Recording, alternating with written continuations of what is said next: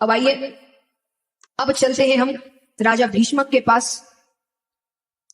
जिनके एक पुत्र और एक पुत्री थी। पुत्र का नाम था रुक्मी और पुत्री का नाम था रुक्मणी। यहां पर भगवान ने जरासंध के कारण एक नई नगरी बनाई पानी के बीच में। कौन सी नगरी? द्वारका नगरी, ताकि वो बार बार आक्रमण ना कर पाए। यहां रुक्मणी जी ने जब से प्रेम तत्व को समझा तब से कृष्ण को अपना पति मान लिया था। अब यहां पर उनके लिए जब रिश्ते देखे जाने वाले हैं तो अपने पिता से जाकर कहती है कि मुझे कृष्ण पसंद है। पिता ने कहा बहुत अच्छी बात, उनको भी कृष्ण पसंद है। लेकिन भाई ने कहा नहीं, मेरी एक ही बहन है, उसका विवाह मैं मेरे मुताबिक करूंगा। मैंने अपने मित्र शिशुपाल को वचन दे दिया है। बच्चे बड़े हो जाए तो माता पिता की ज्यादा चलती नहीं।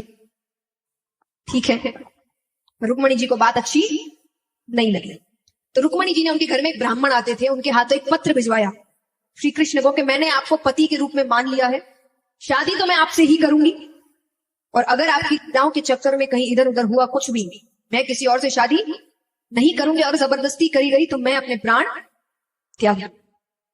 अच्छा, अब इस पत्र से जो यहां पर युवा वर्ग बैठा है ज्यादा आइडिया ना लगाए। कारण मैंने इसलिए हमेशा कहा भगवान क्या क्यों करते उसके पीछे का कारण जानो। कारण क्या है? राम अवतार है। श्री राम किसका अवतार है? विष्णु भगवान का। सीता माता किसका अवतार है? लक्ष्मी जी का। कृष्ण किसका अवतार है? विष्णु जी का। रुक्मणी जी किसका अवतार है? लक्ष्मी जी का। यानी हर अवतार में भगवान ने अपनी पत्नी से ही शादी की। अब यहां पर जब थोड़ी लीला इधर उधर हो रही है तो ये एक पत्नी की तरफ से एक वार्निंग जा रही है कि आपकी लीलाएं आप तक, मेरा रिश्ता वैसा का वैसा रहना चाहिए। तो ये जब उनको दिख रहा है कि कुछ इधर उधर हो रहा है तो इसीलिए उन्होंने इतनी बड़ी बात लिखी कि शादी तो मैं आपसे ही करूंगी, वो इधर उधर नहीं होना चाहिए। तो इसीलिए ये बात अलग है। और बाकी सांसारिक जीवन में किसी के लिए अपना प्राण त्यागना जिंदगी में कोई इतना जरूरी नहीं है कि उसके लिए अपने प्राण त्यागे जाए। ये याद रखना, प्राण कभी वो प्राण भगवान ने दिए हैं, लेना भी उन्हीं का फर्ज है वापस। तो किसी के लिए प्राण कोई इतना जरूरी नहीं है। तो यहां पर भगवान तक पत्र पहुंचते कि भगवान अपनी हर लीला में सीख देते हैं। हर लीला में अपने मन की करिए। भगवान ने पारिवारिक कारण से दिया है ताकि आपके सुख दुख में सब सम्मिलित हो। तो जैसे ही पत्र आया, भगवान से बड़ा कोई है दुनिया में, लेकिन उस लीला में भगवान से बड़ा कौन है?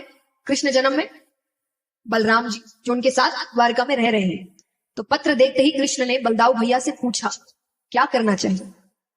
यानी बड़ों की आज्ञा भी अपने मन की जरूर करिए। ये बड़ों को भी समझना चाहिए कि आखिर में जिंदगी जिसकी है, इच्छा भी उसी की होनी चाहिए। और अगर वो आपसे पूछ रहे हैं, इतनी इज्जत रख रहे हैं, तो आपको भी उनकी इज्जत रखनी है कि आप उनकी खुशी का ध्यान रखें। हर चीज, चाहे वो उसके जीवन में उसको क्या काम करना है, करियर वाइज क्या चुनना है, वो भी अंत में उसकी ही इच्छा होनी चाहिए। उसको शादी किससे करनी है, ये भी अंत में इच्छा आप समझा सकते हैं। हर चीज, बच्चों के लिए मैं एक बात हमेशा माता पिता को कहती हूँ, समझाओ, सब समझाओ, पर अंत में ये कहो फैसला बाकी तुम्हारा है। मेरी तरफ से मैंने मुझे जो सही लगता है समझा। एक उम्र के बाद आपको बच्चों को ऐसे ही समझाना चाहिए। एक उम्र, जब तक वो बहुत छोटे हैं, अपने फैसले खुद नहीं ले सकते, लेकिन जब आपको लगता है कि अब वो फैसले खुद ले सकते हैं, तब आपको उनको छोड़ देना चाहिए। अपनी राय बताइए पर फैसला उनका होना चाहिए। तो कृष्ण ने बलराम जी से कहा कि क्या करना चाहिए। बलदाऊ भैया कहते कर लो शादी, उम्र हो गई है, अब तो अभी पत्र आ रहे हैं, ये भी आने बंद हो जाएंगे। तब भगवान ने एक पत्र भेजा वापसी में कि आप जब पार्वती माता की पूजा करने के लिए मंदिर पहुंचेंगी, मैं आपको वहां से लेकर चला जाऊं। अब देखिए, इस पर भी मैंने कहा भगवान की बराबरी करते हैं कि भाग के शादी की। कोई भाग के क्या होता है? माता पिता की इच्छा के बिना। रुक्मणी जी के पिता यही चाहते थे कि कृष्ण से ही विवाह हो। तो टेक्निकली देखा जाए ये भाग के शादी नहीं हुई, क्योंकि उनके पिता यही चाहते थे। उनके साथ जबरदस्ती की जा रही थी, उनके भाई जबरदस्ती उनका विवाह करवा रहे। तो यहां पर रुक्मणी जी ने कहा ठीक है। रुक्मणी जी जाती है और वहां पर गौरा मैया से रुक्मणी जी एक ही प्रार्थना कर रही है कि मैंने जिसको पति के रूप में माना है, मुझे वो ही पति मिले। आइए, जिनकी शादी नहीं हुई है और विवाह योग्य है, वो भी प्रार्थना करें कि उनको अच्छे वर मिले, जैसा वो चाहते हैं वैसे वर मिले।